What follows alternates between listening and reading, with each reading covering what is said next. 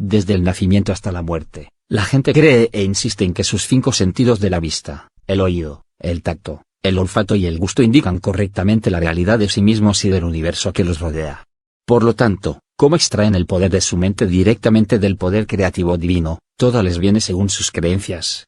Cada atadura representa los pensamientos habituales de una persona, sus respuestas a las demás personas y a los sucesos, sus prejuicios, odios, enemistades, preocupaciones y penas, todos los cuales le atan e impiden que entre la luz de su visión interior que procede del poder creativo. Y así entra en la oscuridad pero no lo sabe.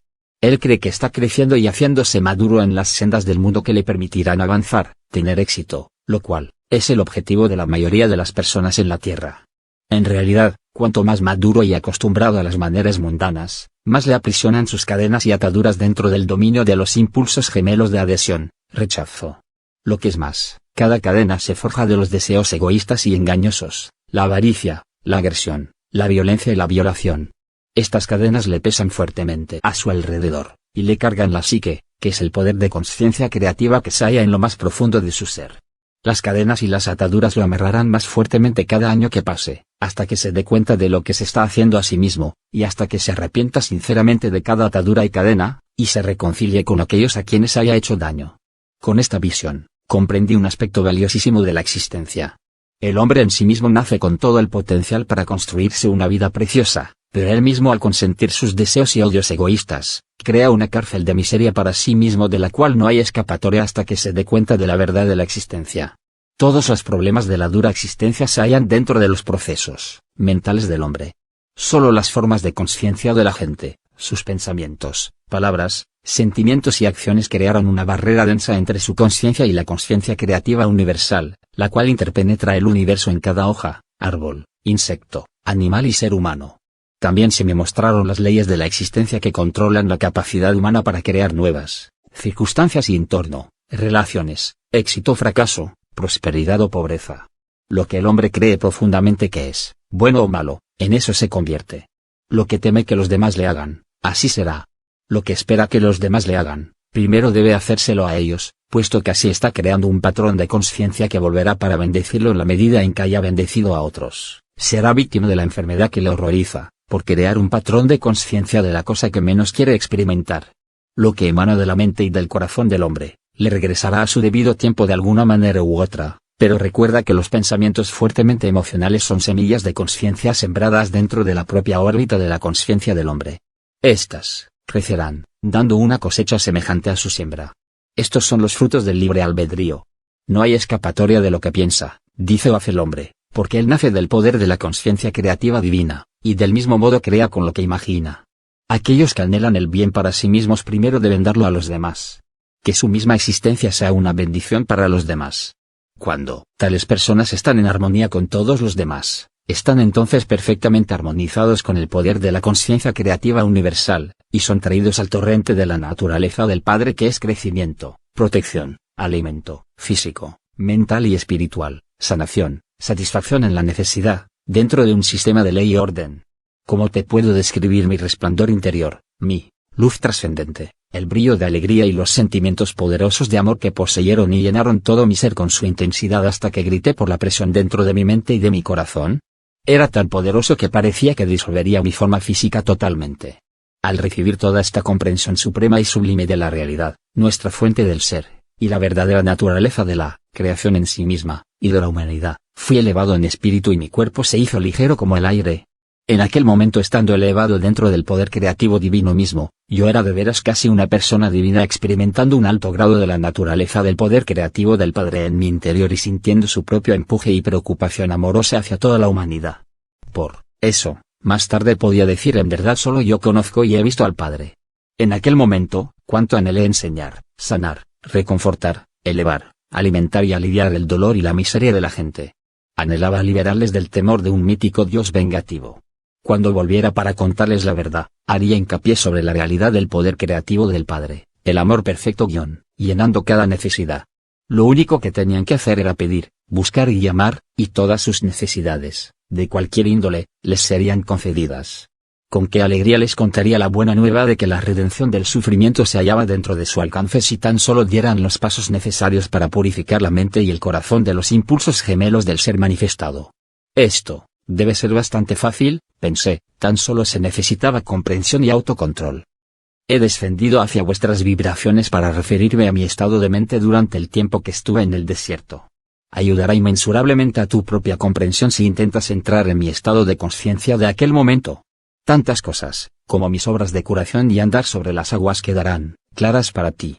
Se verán como una consecuencia natural de mi nueva comprensión del poder creativo del Padre. Y si lees los Evangelios de Mateo y Marco, sus escritos tendrán un nuevo significado para ti. Volviendo a mis horas finales de iluminación, ahí estuve en el desierto, en posesión de la clara comprensión de que el hombre mismo, sin ninguna culpa, crea la barrera que no permite la sintonización con el poder creativo del Padre, y ahora deseaba volver deprisa a enseñar, sanar, reconfortar y secar las lágrimas de aquellos que tanta pena me daban. Sin embargo, estuve reacio a dejar este lugar santo donde había sido iluminado y transformado en espíritu. Por otra parte, qué futuro tan maravilloso me esperaba. Pasaría por todas las ciudades, pueblos y aldeas contando a todos los que me encontrara, la apóstrofe signo de exclamación abierta buena nueva. El reino del cielo, aquel lugar donde desaparece toda enfermedad y donde toda necesidad se satisface, estaba dentro de ellos. Porque sabía que el Padre y yo éramos uno, ya que mi mente había sido purificada de todo viejo pensamiento e idea, dirigiría la sanación a sus enfermedades, les enseñaría cómo aliviar su pobreza. Cuando el Padre conciencia, dentro de mí empezó a oscurecerse, y paulatinamente volví a la conciencia humana, me di cuenta de la tremenda hambre que tenía y también del regreso de mi condicionamiento y pensamiento humano. Mis reacciones ante las 6 semanas de experiencias empezaron a cambiar.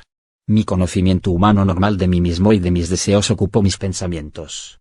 Pues bien, la cosa más asombrosa y la más completamente inesperada me ha ocurrido. Exulté. Se me ha dado conocimiento más allá de cualquier otro dado a ningún otro hombre. Estaba jubiloso dándome cuenta de que, por fin, mi duda y rebeldía contra el Dios vengativo de los judíos ortodoxos tradicionales quedaba justificada. Tenía razón después de todo. ¿Quién había sospechado que la mente humana sería tan altamente creativa, que un pensamiento o deseo fuertemente sostenido podía manifestarse en el reino visible? Me di cuenta que Moisés debió haber sabido algo de esto, porque había realizado unas cosas extrañas cuando los israelitas tuvieron gran necesidad. Llegó a ser un líder y cambió el curso de los israelitas que habían estado previamente esclavizados en Egipto. Yo podría regresar ahora y liberar a mi pueblo del rígido control de sus propios maestros. Mis dolores por el hambre se hicieron intensos. Se me ocurrió que podía convertir las piedras en pan para satisfacer mi ansia de comida porque me acordaba que el poder del Padre Creativo trabajaba a través de mi mente y por lo tanto, todo en el universo estaría sujeto a mi mandato. Estuve a punto de pronunciar la palabra que cambiaría las piedras en pan, pero algo en mí me detuvo bruscamente. Vino a mí, fuertemente, que la conciencia creativa del Padre era perfecta protección, nutrición, satisfacción en la necesidad, y así mi hambre se saciaría, si pedía alivio al Padre. Comprendí que si el pequeño yo, mi pequeño yo humano, con mi necesidad, usaba el poder creativo por razones egoístas, levantaría una barrera entre la conciencia creativa del Padre y yo mismo, y todo lo que acababa de aprender bien podría esfumarse. Esto me asustó y rápidamente pedí al Padre, poder creativo, que me diera nueva fuerza para llevarme de vuelta a las moradas y a Nazaret. También pedí alivio del hambre de la manera que fuera correcta para mí. Inmediatamente los dolores del hambre menguaron y sentí un impulso de energía fluir por todo mi cuerpo. Así comprobé que todo lo que había visto, oído y comprendido era la realidad y no una imaginación vanidosa nacida en mi tiempo en el desierto, en ayunas y a solas. Mi nueva energía me hizo capaz de apresurarme por las sendas escarpadas en mi salida del desierto. De camino, me encontré con un hombre bien vestido, de rostro agradable y dulce. Me saludó calurosamente, expresando preocupación al ver mi aspecto rudo, descuidado y desaliñado. Alegremente, me sentó sobre una roca y compartió su buena carne y pan conmigo. Me pregunté por qué estaba él en tal lugar desolado y de dónde provenía. En respuesta a mis preguntas tan solo sonrió y pareció no estar nada sorprendido al decirle que había estado en el desierto tantos días que había perdido el sentido del tiempo. Le expliqué cómo había sido iluminado sobre la verdadera naturaleza del Creador del mundo y que se me habían enseñado las leyes naturales de la existencia. Tan solo sonrió y asintió. Vuelvo a mi pueblo a enseñarles todo lo que he aprendido, dije alegremente, pues podré curarlos y liberarlos de toda enfermedad y pena. El forastero respondió tristemente, tardará muchos milenios. Estuve a punto de reprochar su falta de fe cuando me di cuenta de que se había ido, Sabía entonces que un mensajero divino había venido a socorrerme con buen pan y carne, y con compasión me había avisado que mi misión podría no ser tan simple, a pesar de mi entusiasmo. Su aviso me desanimó. Mi entusiasmo decayó.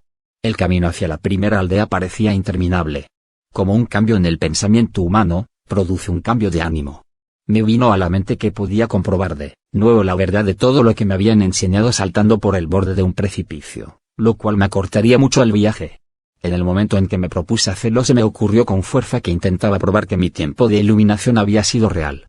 Si necesitaba tal comprobación, entonces dudaba y probablemente me mataría. Además me habían enseñado que en cualquier caso, podía elevar mis pensamientos a la conciencia creativa, Padre, y pedir una solución para cualquier problema. Con qué rapidez olvidaba la verdad. De modo que recé, pidiendo perdón con gran fervor por mi debilidad y por consentir en mis propias fantasías, buscando mi propia manera de hacer las cosas. De nuevo, la respuesta llegó como fuerza renovada y más seguridad en mi paso mientras trepé por terreno pedregoso. También cubría más distancia tan rápidamente que había salido de la norma del tiempo, y me encontré en una dimensión más ligera donde la experiencia humana fue enaltecida por encima de la esclavitud pesada del desgaste agotador de la energía. Caminar era tan fácil como estimulante. Me regocijé por el hecho de haber encontrado la clave para una vida más abundante. Después de un rato, sintiéndome mucho más a gusto, mi mente empezó a vagar y pensé en el encuentro con el forastero y su amabilidad hacia mí. Pero también recordé su aviso y de nuevo mi naturaleza anterior se reafirmó, y sentí una profunda rebeldía ya que él presumía decirme cómo iría mi trabajo. Decidí que no sabía nada acerca de mi futuro y aparté su aviso de mi mente. Pues, pensé, con mi conocimiento podría realizar cosas que ningún hombre jamás había logrado.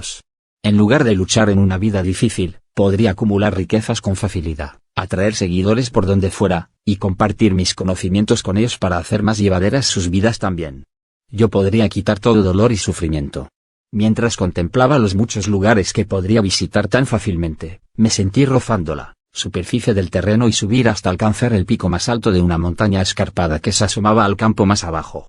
Ahí estaba todo a mis pies. Sentí volver mi entusiasmo previo. Pues, sería tan fácil reunir a la gente y compartir todo mi conocimiento con ellos.